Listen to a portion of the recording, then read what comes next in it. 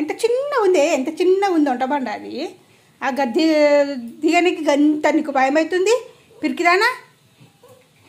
వేరే కుక్కలు వస్తే ఏం మురుగుతావు నువ్వు?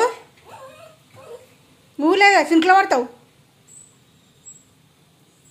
సింక్లో పడతావు అద్దుకు. ఏంటిది? నేను దించా నేను ఎంతసేపని ఉండు, నేను దించా.